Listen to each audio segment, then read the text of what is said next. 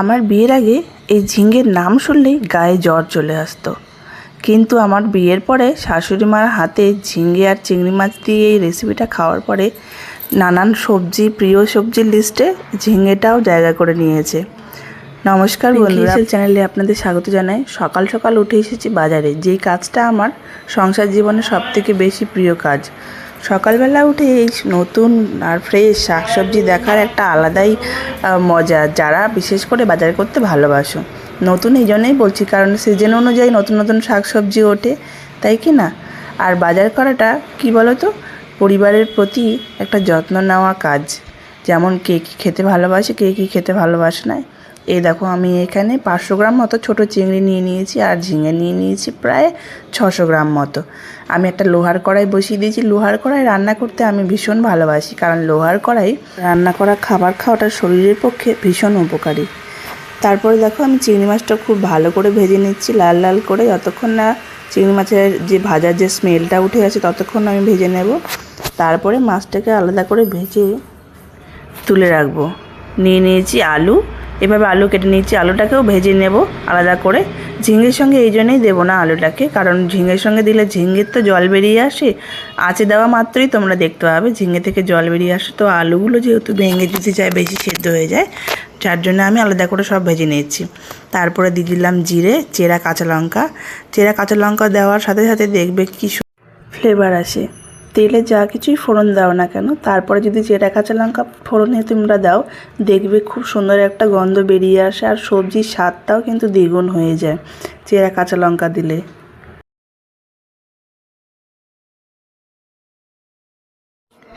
পেঁয়াজটাকেও খুব ভালোভাবে ভেজে নেব।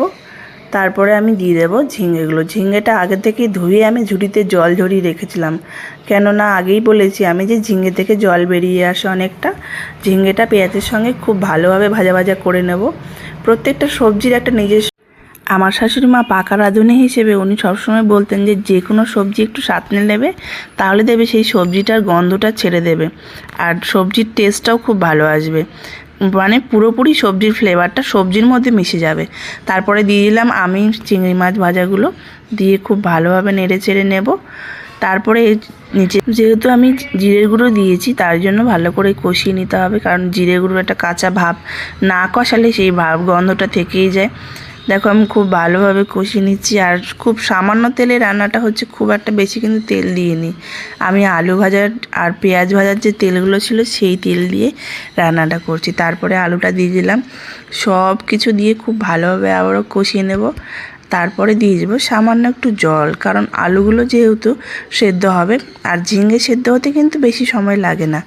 সামান্য একটু জল দেবো। দেখো, রান্নার রঙটাও খুব সুন্দর এসেছে, আর আমি যখন রান্না করছিলাম তখন খুব ভালো একটা গন্ধ উঠে আসছিলো। বন্ধুরা, তোমরা যখন নিজেরা রান্না করবে বুঝতেই পারবে যে এই রান্নার স্বাদ কতটা। ঝিঙের সঙ্গে চিংড়ি মাছের কম্বিনেশনটা ভীষণ সুস্বাদু হয়। আর চিংড়ি মাছ, আমার শাশুড়ি মা বলতো চিংড়ি মাছ হগল জিনিস দিয়েই খাওয়া যায়। এ দেখো, একটু সামান্য জল দিয়ে দিলাম, কারণ আলুটা সেদ্ধ হবে। ঝিঙে তো মোটামুটি সেদ্ধ হয়েই গেছে। এখন আলুটা সেদ্ধ হলে ব্যাস, রান্না একদম পুরোপুরি রেডি হয়ে যায়। ঝিঙে আলু দিয়ে যে কোনো মাছের ঝোলও কিন্তু ভীষণ সুস্বাদু হয়। আর এখানে একটা টমেটোও কিন্তু আপনারা চাইলে দিতে পারেন।